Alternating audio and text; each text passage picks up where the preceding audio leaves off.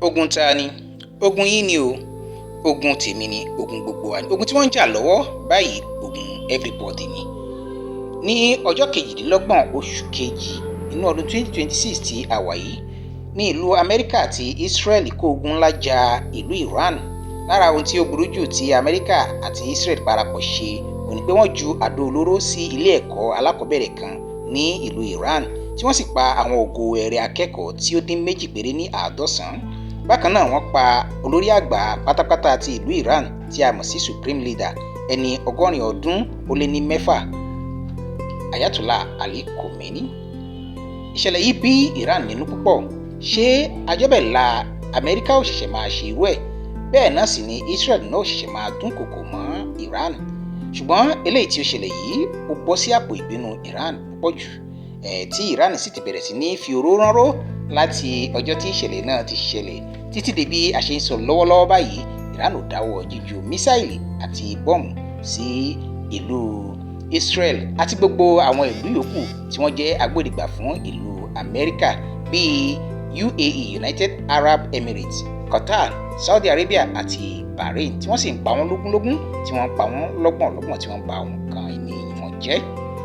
Gbogbo ibùdó ogun Amẹ́ríkà tí ó wà ní àwọn ìlú mẹ́rẹ̀ẹ̀rin yìí ni Iran ti fẹ́ parun tán. Ọmọdé Amẹ́ríkà ti bú ìrókò báyìí, olúwéré sì ti bẹ̀rẹ̀ sí ní lé e pa.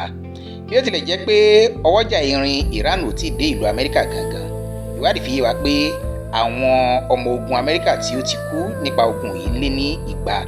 Owó tí Amẹ́ríkà ti ná lé ní $400 bílíọ̀nù owó dọ́là. Òwò tí Amẹ́ríkà sì ti pàdánù kò níye rárá. Ṣé ẹ wá rí báyìí pé àfọwọ́fà tí Trump mú wá ó ti fòṣì bá Amẹ́ríkà po. Ní ti Israel ní tiẹ̀, bí ìgbà tí ọmọdé bá fi àbàrà kékeré gba ńlá ni ọ̀rọ̀ ogun yìí rí o. Gẹ́gẹ́ bí mo sọ lákọ̀ọ́kọ́ pé ìlú Israel ti fi ara gbá ọ̀pọ̀lọpọ̀ ìnira àti ìparun tí Iran fi kàn wọ́n. Ṣé ilé ò gbà, ọ̀nà ò gbà ní ṣe wí àárà gbà? Ọ̀pọ̀ ọmọ Israel ni wọ́n ti bẹ̀rẹ̀ sí ní fi ìlú wọn sílẹ̀ báyìí, tí wọ́n ti ń sá lọ káàkiri àgbáyé. Ṣùgbọ́n ogun yìí kọjá ogun Amẹ́ríkà àti Israel lórí Iran nìkan o. Àgbáyé ti bẹ̀rẹ̀ sí ní móoru látara ogun àìnídìí tí Trump àti Netanyahu dá sílẹ̀ yìí. Kódà àwọn NATO àti European Union EU jàre, wọ́n ti bẹ̀rẹ̀. Àwọn ni ó yẹ kí wọ́n dá Trump àti Netanyahu lẹ́kun, ṣùgbọ́n wọ́n kọ̀ wọ́n ò ṣe. Àwọn náà ti wá ń kábàámọ̀ báyìí. Ṣé àgbà tí ò kẹhùn sọ̀rọ̀ ni ó di dandan kí ó ràgbà bẹ́ẹ̀ ò kẹtàn sáré?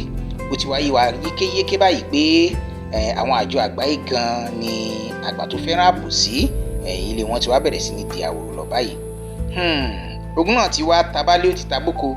Àfàìmọ̀ ni kó má bàa kò mọ́wọ́ kò mẹsẹ̀ gan tí wọn ò bá tètè dáwọ́ ogun dúró. Ẹ jẹ́ kí n ṣàlàyé ìdí tí yóò fi bá kò mọ́wọ́ kò mẹsẹ̀. Ìdí ni pé Iran ti Strait of Hormuz. Kí ni gan ni Strait of Hormuz? Strait of Hormuz ni ọ̀nà kan tóóró lórí omi Iran tí àwọn ọkọ̀ awakọ̀ àgbáyé ń gbà lọ wa epo. Ìwádìí fi yé wa pé 1 nínú 5 gbogbo epo àgbáyé pátá ni ó wà ní ààyè tí wọ́n ti ń wa epo yìí. Ní báyìí ó ti di títì. Tí ọ̀nà yìí bá wà ní títì fún ìgbà pípẹ́, ohun tó dájú ni pé owó epo àgbáyé yóò lọ sókè. Kódà ó ti ń lọ sókè lọ́wọ́lọ́wọ́ báyìí. Tí owó epo bá lọ sókè, owó ọkọ̀ yóò lọ sókè. Tó ọkọ̀ bá ti lọ sókè, owó jíjẹ mímu, iná ìlò, òun náà bẹ̀rẹ̀ sí ní máa lọ sókè. Àti bẹ́ẹ̀ bẹ́ẹ̀ lọ, gbogbo ìpátá yóò máa lọ sókè. Ṣé ẹ ti wá rí báyìí pé ogun gbogbo wa ni? Ogun tó kan ẹ̀yin ni, ogun tó kan èmi ni. Gbogbo wa la nípa tí a lè kó níbi ogun yìí. Lára àwọn aburú tó tún wà ó ní pé Qatar ó ní afẹ́fẹ́ ìdáná gáàsì tí ó gbayì jù, tí ó dára jù, tí ó sì pọ̀. Ṣùgbọ́n ó ṣeni láàánú pé ogun yìí ó ti fa ìdènà fún mímáa ta àwọn afẹ́fẹ́ gáàsì náà, tí Qatar sì ti dáwọ́ títa gáàsì náà fún àwọn ìlú tó kù dúró, eléyìí tí ó lè mú kí owó gáàsì kó tún di ọ̀wọ́n gógó bákan náà bí owó epo. Ìdí nìyí tó fi jẹ́ pé gbogbo apáta la nílò ìgbáradì fún ogun yìí, kí gbogbo apáta kí a kópa nínú ogun tó ń lọ lọ́wọ́lọ́wọ́ báyìí. Ìkópa wa kì í wá ṣe pé bíi ẹ kó gbogbo wa lọ sí Iran ká lọ máa jagun rárá o. Ogun ìbọn, bọ́ọ̀mù àti mísáìlì kọ́ ni èmi àti ẹ̀yin máa jà. Ogun ọpọlọ wa, bí a ṣe gbọ́dọ̀ rora wa ní agbára nípa ọrọ̀ ajé wa àti àwọn ohun tí a lè ṣe ní àkókò ogun yìí tí ó lè máa mú kí ìjẹ ìmu wa kí ó rọrùn. Òun náà ni ohun tó kàn wá pẹ̀lú ogun yìí.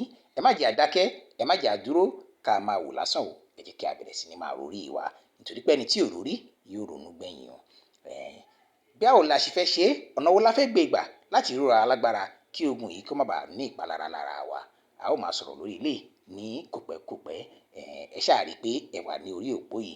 Ṣùgbọ́n síwájú bẹ́ẹ̀, ẹ bá pín fọ́nrán yìí ká kó lè ṣe gbogbo àwọn ará yòókù náà ní àǹfààní, kí ẹ sì bá fi ìka yín lórí mo nífẹ̀ẹ́ rẹ̀. Ẹ ṣé bí ẹ ṣe ń bá ètò bọ̀. Èmi ni tiyín ní tòótọ́, Babátúndé Sheriff ọmọ Ọbalójú Ogun. Àwa la ó máa wá, ẹ̀yin la ó máa bá. Ire.